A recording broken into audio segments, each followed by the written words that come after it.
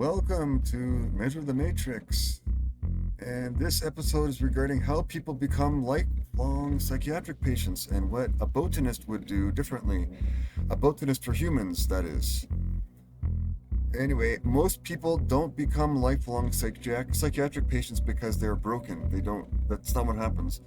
They become patients because of a process and because of a crucial way of understanding the problem gets circumvented or skipped.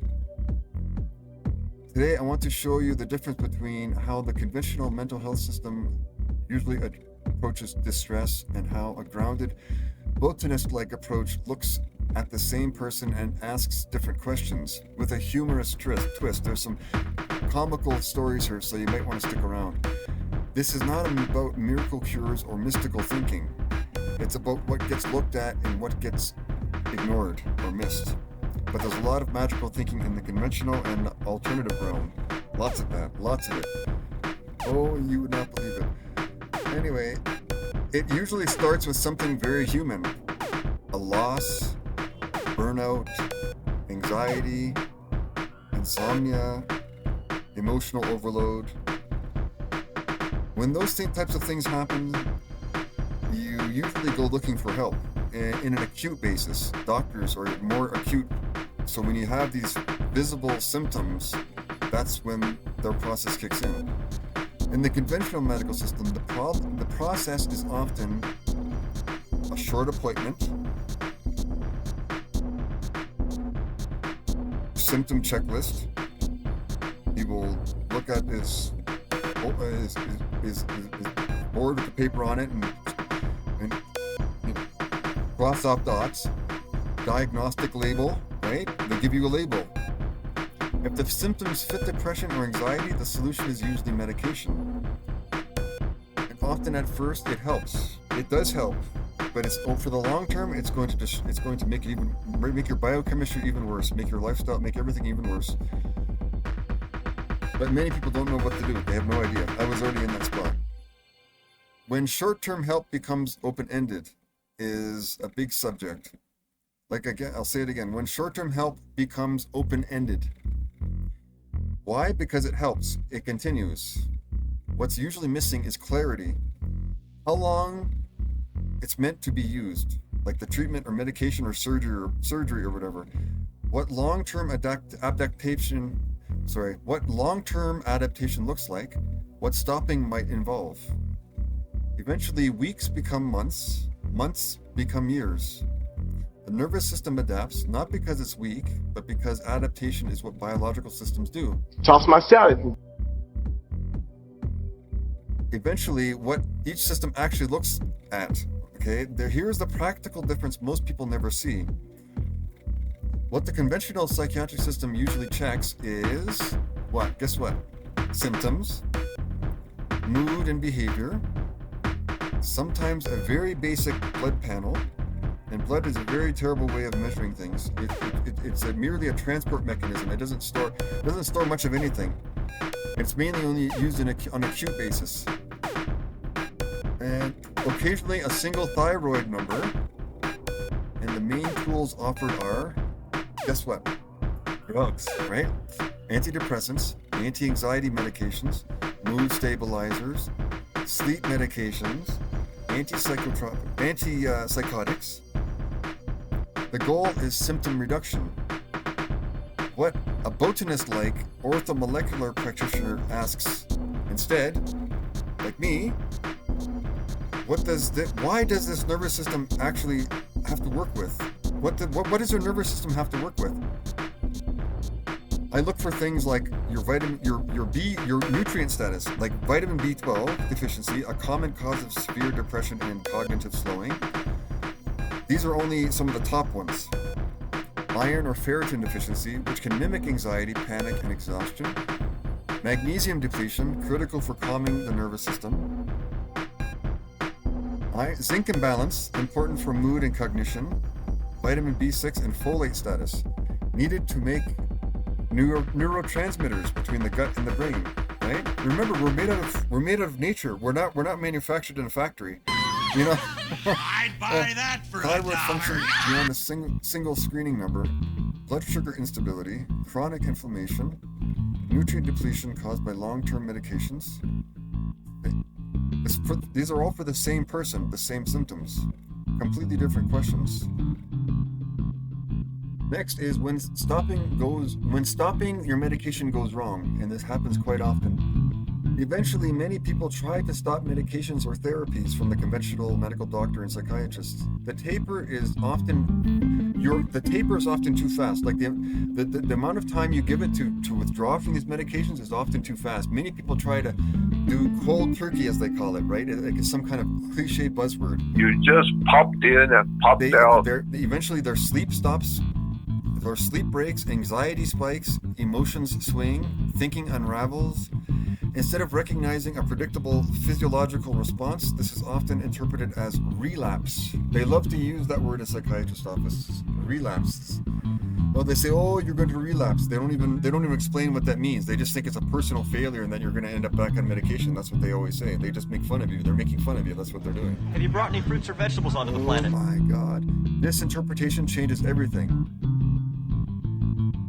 Like how a label changes how people see you or you see yourself. Once a psychiatric label enters the picture, it starts to color and taint everything. If you're upset, it's the diagnosis. If you're exhausted, it's the diagnosis. If you push back, it's the diagnosis. Your personality disappears. You are no longer a person reacting to life. You become a category, a robot. Yep. And if your behavior starts matching the crude, media-driven image of mental illness, anxious, withdrawn, flat, agitated, people don't see stress. What do you think that they see? They see danger. They pull away. They take control. They speak about you instead of with you. You become an object, not human. Next is a personal story, why measurement matters. This is why I'm skeptical of both extremes. As a teenager, I was taken to my mother didn't know who to go to, my parents didn't know who to take me to, because they didn't know how to go to for themselves. So they went with the first, my mother went with, she was raised like in an industrial type of atmosphere in schools, Catholic schools, or nurses, where nuns would beat the students and things like that if you didn't listen. So they drilled Catholicism into you. So what does Catholicism have to do with all of this? Well, it's mystical thinking. I was taken to an iridologist. That's somebody who claims to see imbalances through the body merely by looking into your eyes, into the iris of your eyes. I'm not saying it's total nonsense, but I'm saying to me, it's not a botanist approach. It's more like a mystical type thing.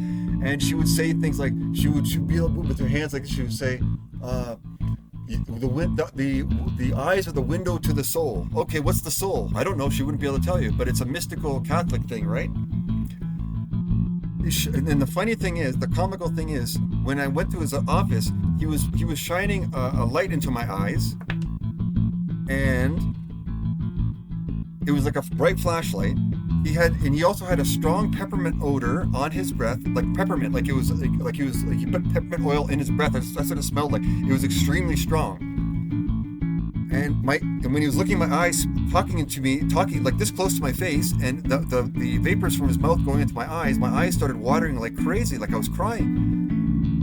And I didn't, I told him this. I said, please, whatever doctor, he's not a doctor, I said, practitioner or mister, my eyes are watering because the smell of your breath is really strong. He seemed to dismiss it. He just said, he didn't think there's nothing wrong with his breath.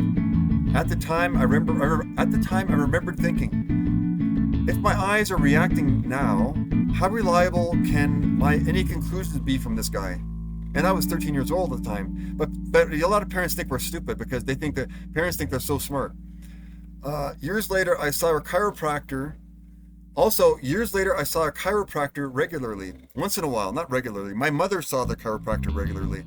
My symptoms did not improve, yet I was encouraged to sign onto a long-term so-called maintenance plan, like $2,000 a year or more.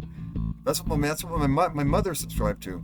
16 years later, I ran into the same chiropractor working as a medical doctor. This is the funny thing. I was in a I was in an urgent care clinic in Canada, and when I asked why he changed, he was surprised to see me. When I asked why he changed paths from chiropractor to medical doctor, he mentioned increasing regulatory crackdowns on chiropractic. Well, duh. A lot of the claims that they make are just totally out of this world. You can look it up. There's a lot of nonsense out there. Again, it's not to dismiss them, not to say everything they're doing is quackery, but a lot of their main claims that the spinal manipulation is the root cause of all diseases, that's not true. Just like the iridologist told me, looking in the eyes is like looking in the window of your soul. That's not true either. Well, it could be true to somebody, but show me the evidence. I don't trust mystical certainty. I don't trust that. I never did back then either, but I saw these adults claiming to be adults, but they weren't, and they still aren't. And I don't trust symptom suppression without explanation either, right? Most of us shouldn't. And this brings us back to the botanist model. You know, a botanist is somebody that looks at a plant and analyzes why the leaves are wilted or discolored. I mean, it makes sense, right? Oh my God. Lack of nutrients, lack of sunshine, lack of bad soil. Oh my. A botanist does not guess. They don't rely on slogans or symbols. They measure conditions. They ask things like, what's missing here? What's imbalanced? What's overloaded? What's interfering with regulation? Symptoms are treated as signals, not identities. The next point is where this is where measurethematrix.com comes in. What I do. This is exactly where we need to look. Instead of starting with a label or a belief system, it starts with patterns.